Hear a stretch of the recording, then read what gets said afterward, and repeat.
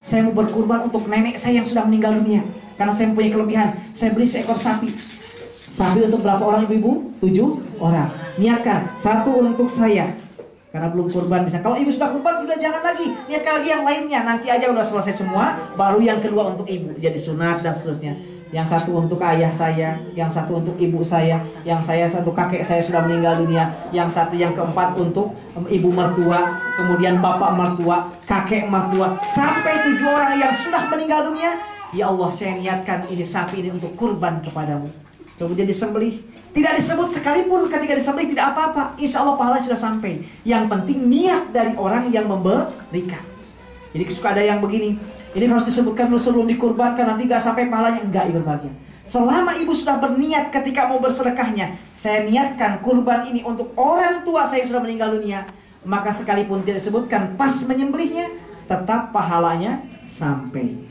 Ini yang berkaitan dengan harta. Termasuk yang diperdebatkan oleh para ulama adalah yang berkaitan bukan non-maliyah, goer maliyah, yang tidak berkaitan dengan maliyah. Misalnya berbagai ibadah kita yang berkaitan dengan badan, dengan sholat, membaca Al-Quran, dikirimkan, itu yang baru diperdebatkan. Sementara kalau sedekah yang berkaitan dengan harta, yang diniatkan untuk orang tua yang sudah meninggal dunia atau kerabat yang sudah meninggal dunia, semua ulama sepakat pahalanya akan sampai, karena hadisnya jelas. Yang diperdebatkan tentang mengirim surat dan sebagainya. Hanya jumhur ulama termasuk Al-Azhar dalam fatwanya menyampaikan bahwa pahala bacaan Al-Quran yang diniatkan untuk orang tua yang sudah meninggal dunia atau kerabat, pahalanya sampai. Ini dalam fatwa Al-Azhar jelas, kecuali dalam fatwa Saudi tentu berbeda lagi. Nah, ini berbagian tentang berbuat baik kepada mereka yang sudah meninggal dunia. Nah, kemudian ibu berbahagia, yang berikutnya, silaturahim dengan kerabat tidak terbatas antara muslim dan non-muslim. Kita punya kerabat, agamanya bukan muslim, tetap kita berkewajiban bersilaturahim dengan mereka. Di dalam sebuah hadis berbahagia, Rasulullah pernah mengatakan, ada 3 hal antara seorang muslim dan non-muslim sama. Keduanya sama, muslim dan muslim sama. Pertama, apa kata ibu berbahagia? Kata Rasulullah, man ahadtahu fafi'lahu bi'ahdika musliman kana au kafiron fa innamal ahdulillah.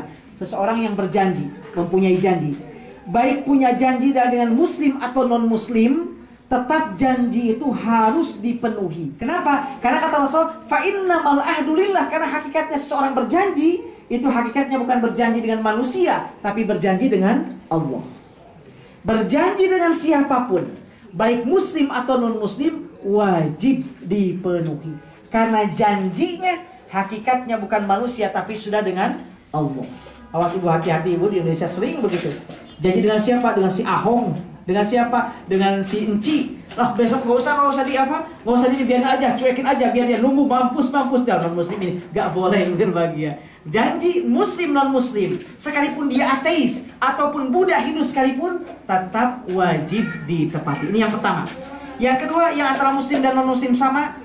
Wa man kanat bainaka wa bainahu qarabah fasilhu musliman kana au kafiran. Kata Rasulullah, barang siapa yang ada keterkaitan kerabat, baik dia muslim atau non muslim, wajib dihubungkan, wajib silaturahim.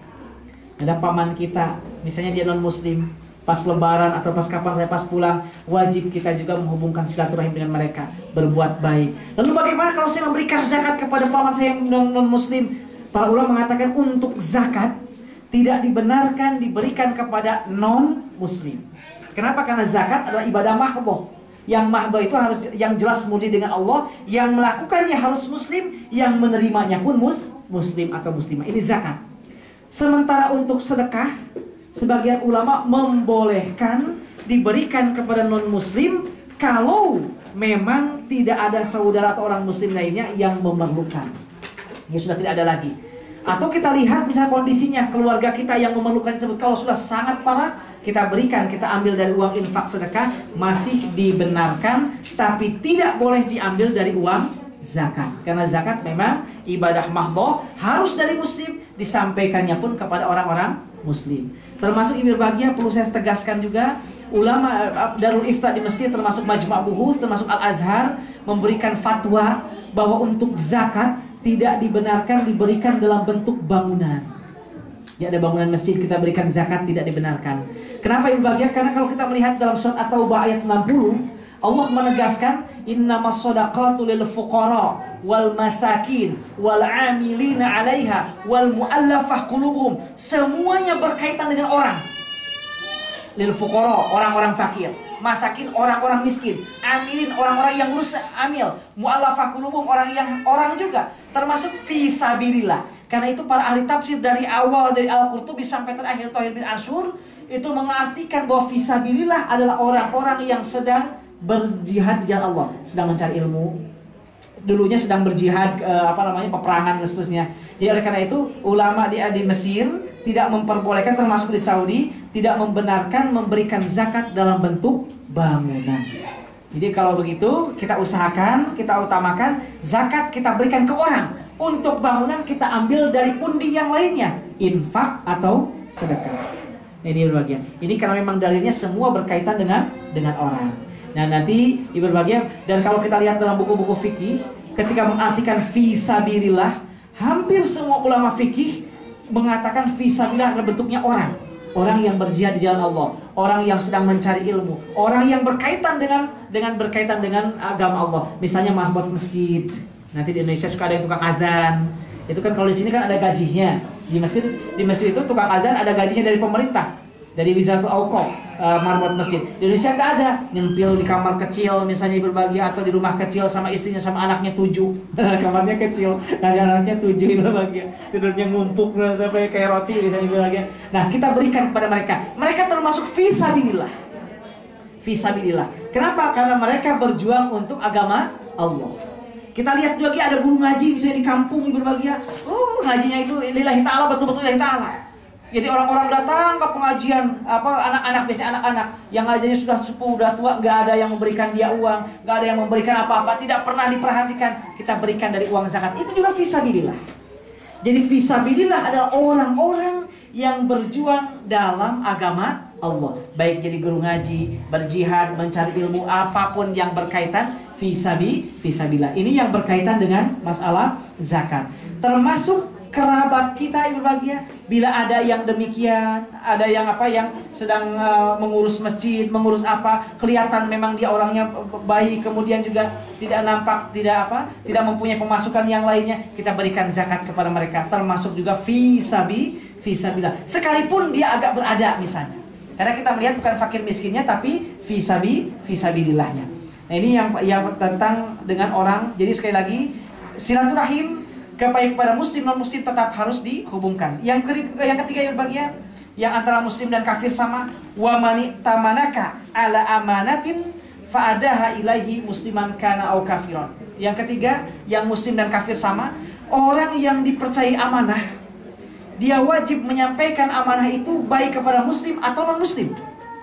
Misalnya apa yang berbahagia, ada yang amanahi untuk nitip sesuatu barang.